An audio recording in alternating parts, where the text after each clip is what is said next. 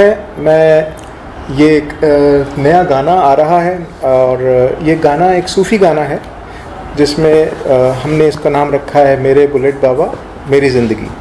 ये एक ऐसी कहानी पे आधारित है जो कि एक रैग्स टू रिचेस की स्टोरी है, बट बिकॉज बाबा जी की कृपा से। तो बुलेट बाबा हैं, बहुत फेमस हैं राजस्थान में और बहुत सारे किस्से हैं इनके बारे में, लेकिन इन पे कोई अच्छा गाना या एक बढ़िया इनकी प्रेजेंटेशन अभी तक नहीं हुई है। यही आइडिया लेते हुए हमने इसको कॉन्सेप्चुलाइज़ किया और उस गाने को हमने बनाया है। ये गाना सूफ़ी, लेकिन हम इसे शूट बहुत मॉडर्न स्टाइल से कर रहे हैं ताकि लोगों के जहन में पहुँचे, उनके बारे में पता लगे और उनकी मान्यता क्या क्या है इस गाने में, उस तरह की लिरिक्स लिखी गई हैं। ठीक है, मैं इंट्रोड्यूस करना चाहूँगा नरेंद्र सिंह जी को। ये हमारे मेन लीड भी हैं और ये उस पूरी जर्नी के चश्मदीद गवाह हैं कि इनके साथ काफ़ी एक्सीडेंट्स हुए, लेकिन उन सारे एक्सीडेंट में बचे बाबा जी की कृपा से। ठीक है, तो और इन्हीं की रैग्स टू रिचेस स्टोरी है, कैसे इन्होंने डेवलप किया इनके आशीर्वाद से। ये जेसिका हैरिसन हैं जो इनकी मेन लीड है इस गाने में, जो हम इनका लव पार्ट दिखा रहे हैं। ठीक है, तो इस तरह से इस गाने को हम पिक्चराइज कर रहे हैं और कुछ मंदिर के शॉट्स होंगे, कुछ यहाँ अलग हमारे ड्रीम सीक्वेंसेस होंगी। इस तरह से हम इसको लेकर के आ रहे हैं गाने को। इसकी अप्रोच बहुत मॉडर्न है, भजन है, सूफ़ी है, लेकिन अप्रोच बहुत मॉडर्न है, लुक बहुत न्यू है, लुक बहुत वाइब्रेंट कलरफुल है।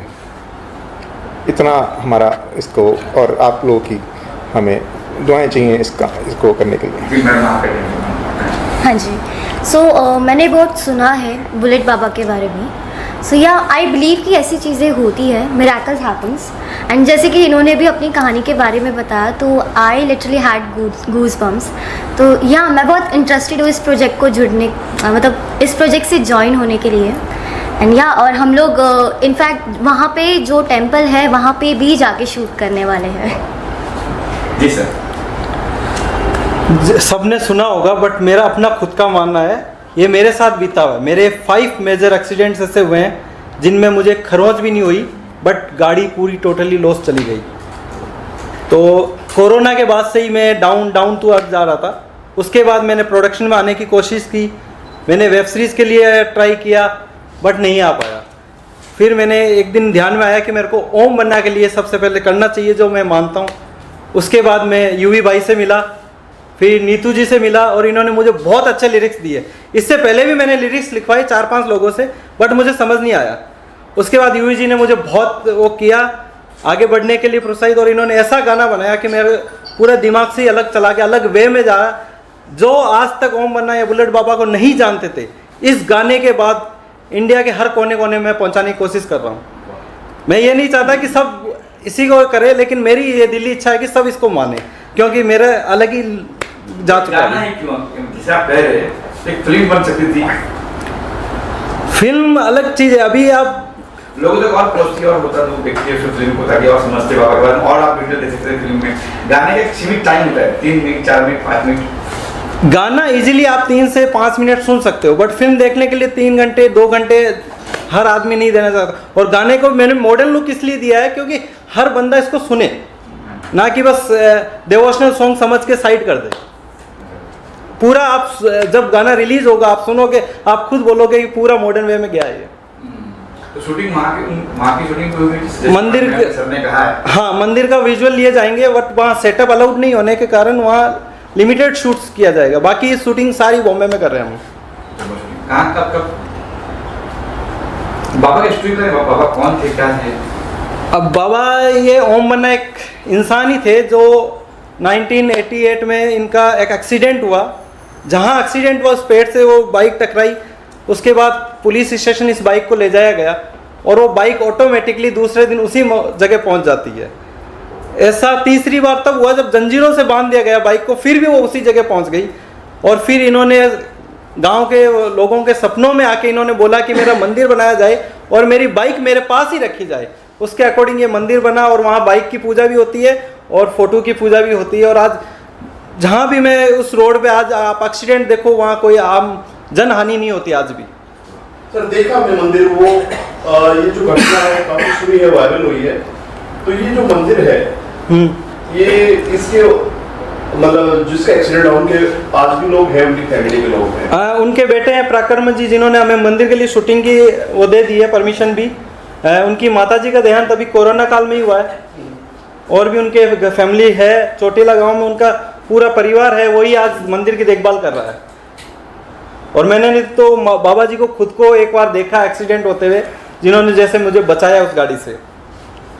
वहाँ के लोग कितना मानते हैं इस बुलेट की? अगर बात करें, हमने भी सुना है बुलेट वहाँ अपने आपको पुलिस स्टेशन से जिंदगी तोड़ के देखा किसी ने नहीं है, बट बुलेट वहां से चल के अपने आप पहुंच जाती है, वो सुबह वहीं मिलती है। जब आप खाना बना रहे तो उनके परिवार वालों से कोई बात हुई है, परमिशन लिया? हाँ बिल्कुल लिया है, उनके बेटे से हमने परमिशन लिया मंदिर पे। और अभी हम जाएंगे तो और भी उनसे डिस्कस करेंगे। जैसे कि आपने कहा कि शूटिंग की परमिशन नहीं दे रहे वहाँ पे, क्यों? सेटअप की, बड़े सेटअप की नहीं दे रहे, क्योंकि वहाँ पे भीड़ होती है, उसको डिस्टर्ब नहीं किया रोड जाता। के बीच में है, ये मेन हाईवे पे है। हाईवे पे है। तो हम नॉर्मल पब्लिक को बिल्कुल डिस्टर्ब नहीं कर रहे। बेसिकली उनकी श्रद्धा पे बिल्कुल वो नहीं है, बिल्कुल नॉन डिस्टर्बिंग तरीके से उसको शूट करेंगे, उन टाइमिंग्स पे शूट करेंगे जहाँ पे गवर्नमेंट से जस्ट क्या हेल्प मिल रही है इसकी आपको, जयपुर गवर्नमेंट से कुछ? नहीं, अभी तक हमारी इसके लिए डिस्कस कुछ भी नहीं हुआ। तो कब शूटिंग भी जा रही है, कब क्या प्लान है आगे? ये 30 तारीख को हमारा कल्याण में शूट है, उसके बाद 8 तारीख को हमारा जोधपुर में शूट रहेगा, जो मेन मंदिर है वहाँ पे। तो ये जो गाना है किसने लिखा है, कौन सिंगर है? लिरिक्स हमारे नीतू पांडे क्रांति जी लिखे है, और सिंगर यूवी भाई। तो कितना आप लोगों ने हस्तक्षेप किए लिखने के वक्त, ये नहीं चाहिए, ये चाहिए, ऐसा नहीं, ऐसा चाहिए? नहीं, हमारी बॉन्डिंग ऐसी थी कि हमने एक हफ्ते में ही सारा प्लान कर लिया था, और 15 से 20 दिन में हमने गाना रिकॉर्डिंग भी कर लिया था। गाने में फीचर भी करने वाले हैं, प्रोड्यूस भी कर रहे हैं आप। हाँ, तो उस बारे में जरा बताइए, और 24D डेस्टिनेशन प्रोडक्शन इस बारे में बताइए। ये एक मेरी पहले इवेंट कंपनी थी, इसको मैंने प्रोडक्शन में कन्वर्ट किया है, और हमारे आगे आने वाले web series, films, short films, ये सब आपको देखने को मिलेगी, जिसका 2 प्रोजेक्ट में ऑलरेडी मतलब रनिंग में है मेरा। मैम आपकी बात करें, क्या क्या प्रोफाइल आपका, क्या कर हाँ जी। प्रोफाइल की बात करें आप? जी वैसे फ़िलहाल मैंने कुमकुम भाग्य में भी काम किया है, नागिन 6 में मैंने नेगेटिव लीड किया है। उसके अलावा जो रैपर है बादशाह, उनके साथ मैंने गाना भी शेयर किया है, which is what we say promotional song to Royal Stag. और मैंने एक वेब सीरीज़ है नेटफ्लिक्स के लिए, राना नायडू, उसमें मैंने कैमियो रोल किया है। सो फिलहाल ये मेरा काम है जी। इस गाने से क्या उम्मीद है आपको? उम्मीद है, मतलब मुझे बहुत अच्छा लगा कि ये गाना बना रहे हैं, और ऑब्वियसली जो बुलेट बाबा के ट्रिब्यूटर्स जो रहेंगे उनको भी बहुत अच्छा लगेगा। जैसे कि इन्होंने बताया, इनकी घटना पे आधारित है, और इनकी लाइफ में क्या पार्ट है, एक हम ये जर्नी दिखा रहे हैं इस गाने के थ्रू। बुलेट को चेंज भी कर सकते थे आप कि नहीं, बुलेट मैन है टाइटल? मेन बुलेट की ही पूजा होती है आज। आप कुछ कहना चाहिए सर? संगीत सर, जजी का ग्लैमर को लुक दिखेगा, गाने की बाबा की बात हो तो ग्लैमर लुक दिखेगा नहीं। ये इनको मैं बहुत सोफिस्टिकेटेड लुक दे रहा हूँ, और बहुत ब्यूटीफुल लुक दे रहा हूँ, ड्रीमी लुक दे रहा हूँ। इसमें कोई ग्लैमर या कुछ ऐसी चीज़ नहीं है, बहुत अच्छे तरीके का एक अच्छा फेस, एक यंग फेस। और उसको एक, अगर आपने कुछ अच्छी पिक्चरें देखी हो, जैसे एक लड़की को देखा तो ऐसा लगा जैसे शॉट्स हैं, उस तरह के शॉट्स हैं, विजुअल्स उस तरह के हैं, कलरफुल विजुअल्स हैं, ड्रीमी विजुअल्स हैं। और ये इनकी जो पार्ट है इस कहानी में भी इस तरह का हम रखा है कि ये इनका एक, ये भी एक पार्ट है जिस तरह से ये प्रोग्रेस करते हैं अपनी लाइफ में, और इनकी वजह से भी करते हैं। इनको ये मिलती हैं, इस तरह से किस कहानी चलती है, और उसके बाद जहाँ जहाँ ये मिलती हैं प्रोग्रेस और करते हैं, और बुलेट बाबा की तो कृपा है ही है। तो इस तरीके से, और एक इनको एक नॉर्मल विलेज मैन से मॉडर्न मैन बनाती हैं, ये एक थोड़ी जर्नी है। सर आई थिंक ये एक शाही परिवार की कहानी है, जो वो तो कुछ वहाँ से ताल्लुक रखते थे ना, शासन से, जयपुर या जोधपुर से, जो बुलेट बाबा बताते हैं। नहीं, ये आम आदमी के परिवार की आम आदमी? हाँ, सर एक ही उस टाइम के वैसे थोड़े मिडिल क्लास से समझ सकते हैं हम। वो किसी रॉयल फैमिली से थे? नहीं, ऐसा मैं सर, आप ये जो गाना बना रहे हैं, इसके बाद और भी गाने अगर आप बनाएंगे इस बारे में, या फिर यही एक गाना रहेगा? नहीं, इसका हम भाग 2 भी लेके आएंगे, ओम बन्ना का पार्ट 2 भी जा रहा है इसका करने, और उसमें और डेवलपमेंट होगी जो कहानी राजस्थान के के लिए। गाने हमेशा हिट रहे हैं, कहीं भी राजस्थान की झलक रहेगी उसमें गाने में कुछ? बिल्कुल रहेगी। क्योंकि हमेशा गाने हिट रहे हैं, और ऐसे रहे कि पार्टी के सॉन्ग बन जाते हैं बड़े बड़ी एक गाना पूरा ही राजस्थान का ही है ना, ओम बन्ना राजस्थान में ही है। तो राजस्थान की झलक तो दिखेगी। इस गाने ट्यूनिंग भी वही गाने की जो खास बात है वो ये है कि जब आप गाना सुनेंगे तो 2 बार ही सिर्फ गाना सुनने के बाद अब वो आपके दिमाग में बजता रहेगा कम से कम 4 दिन। ये मैंने खुद फील किया है एज ए डायरेक्टर भी, एज ए म्यूज़िक लवर भी।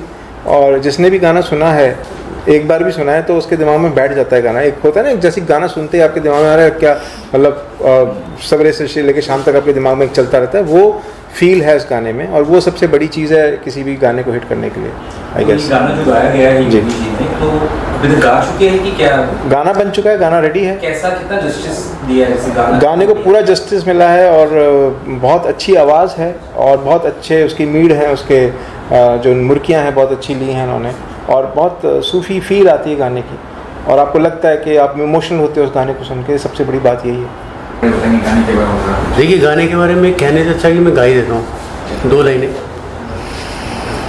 जहाँ जहाँ मैं चला थाम के हाथ चला है तू, गांव शहर हर नगर नगर दिन रात चला है तू, तेरी महिमा महान तू ही मेरा भगवान, मेरे ओम बन्ना ओ मेरे बाबा जी, मेरे बुलेट बाबा, मेरे बाबा जी। क्या बात है। तो मैम आप बताइए कैसे, क्या कुछ ब्रीफ था लिखने के लिए गाना? जी, ओम बन्ना जी के बारे में मैंने पहले भी सुना था, पढ़ा भी था।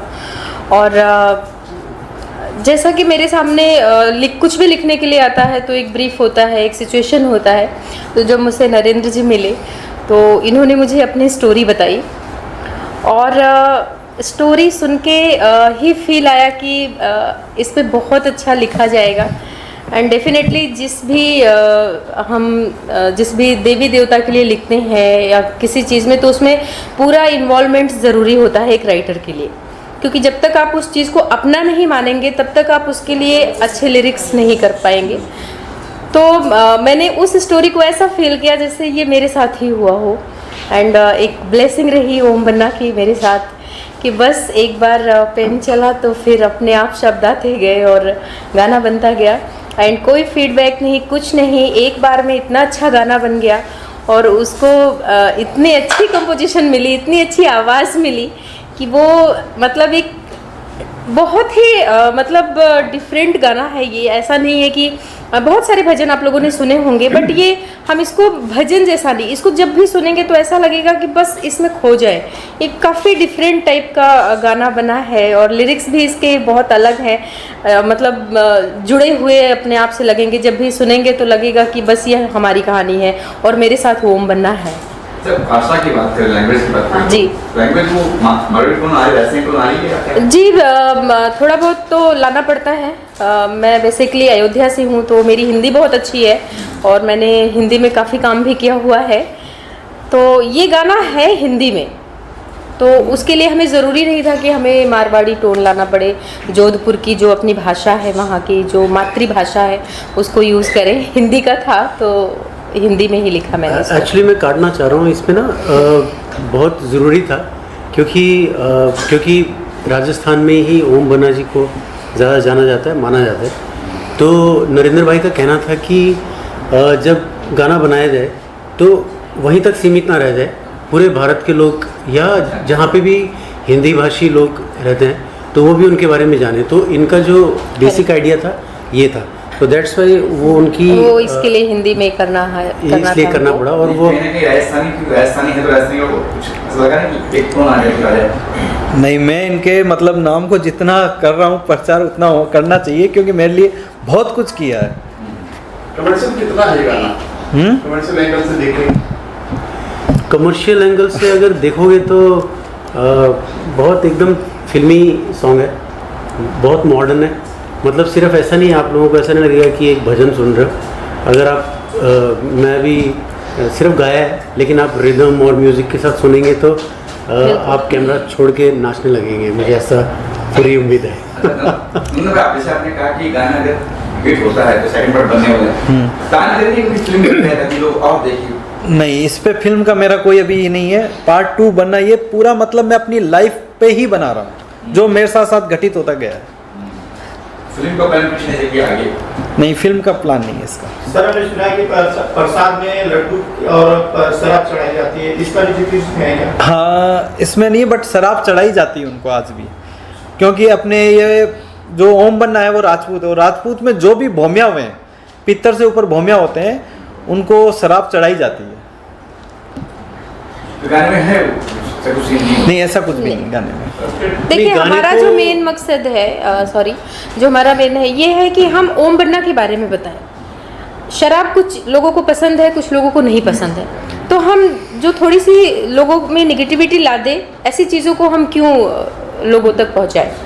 तो इसके लिए हमने उन चीज़ों को अवॉइड किया हुआ है। तो दर्शकों को कब तक ये गाना देखने को मिलेगा? कब तक गाना देखने मिलेगा दर्शकों को? कब- गाना क्या- ये आई थिंक जून एंड में आ जाएगा, क्योंकि हमारी कुछ डेटें चेंज हो गई है। पहले हमारा प्लान 15 जून तक था, बट अब ये थोड़ा सा आगे आपको 22 से 25 जून के बीच आ जाएगा। तो कहाँ देखने मिलेगा कि चैनल पे कुछ प्लान? ये मैं अपने खुद से चैनल से ही कर रहा हूँ, यूट्यूब चैनल से। बाकी आप विंग पे और भी iTunes पे, सब चैनल्स पे, काफ़ी चैनल्स पे मैं इसको करूँगा। तो इसके प्रमोशन के लिए वहाँ जाएंगे बाबा की दरबार? हाँ, बिल्कुल जाएंगे। सभी गाने या हम लोग जाएंगे। How was your experience while recording the song? देखिए, वैसे मैं बहुत सारे गाने गाता हूँ, बहुत सारी फिल्म्स में गा चुका हूँ, गाता ही रहता हूँ। लेकिन जैसे कि आप कह सकते हैं कि जैसे इन लोगों को बहुत अच्छा एक स्पिरिचुअल एक्सपीरियंस मिला, तो मेरे लिए भी एक नया था, क्योंकि जब मैंने नहीं सुना था बुलेट बाबा के बारे में, लेकिन जब वो गाना लिरिक्स मेरे सामने आए, पहले लिरिक्स लिखे गए थे, उसके बाद म्यूज़िक बनाए, तो मुझे ना सिर्फ 2, 3, 4 मिनट लगे थे उसको ट्यून करते हुए, और मुझे नहीं पता था कि वो अच्छा बना है, बुरा बना है, कैसा है, लेकिन मैंने सुनाया और अच्छा लगा। और जब म्यूज़िक हो गया तैयार तो और भी अच्छा लगा। और एक ना इसमें शुरू में एक पार्ट है, मैं भी गाऊंगा नहीं, लेकिन एक पार्ट है जो मैंने सोचा था कि किसी बहुत ऊंची आवाज़ वाले से गवाऊंगा वो पार्ट, तो वो जिससे मैं गवाने वाला था तो वो पहले ही चला गया है, मतलब he was not in Bombay. तो मुझे लगा कि चलो मैं ही देख लेता हूँ, तो वो इतने प्यार से हो गया। वो मेरा स्केल नहीं है वो गाने का, लेकिन फिर भी वो मैं एक नोट ऊपर था, फिर भी वो चला गया, अच्छा से गा पाया। और एक ना बड़ा स्पिरिचुअल एक्सपीरियंस था मुझे, मतलब मुझे ऐसा लगा कि गाने तो हम गाते ही रहते हैं, कभी कभी गाते गाते एक स्पिरिचुअल एक्सपीरियंस होता है। और बुलेट बाबा की कृपा, बुलेट बाबा की कृपा और इनके ऊपर इतनी हुई है, तो मुझे लगा मेरे ऊपर भी हो ही जाएगी। ये संगीत भी आपने दिया है गाने का? हाँ, मैंने- ढोल का सब बजेंगे सब म्यूजिक सर बहुत है, ढोल है, ढोलक है, बेंजो। तबला है, बेंजो है, गिटार है, इतना, मतलब it's a very big song.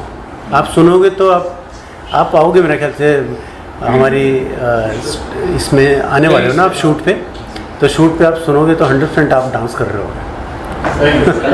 Your last question is like under this production 24 Dream Destination, क्या क्या प्रोजेक्ट्स हैं?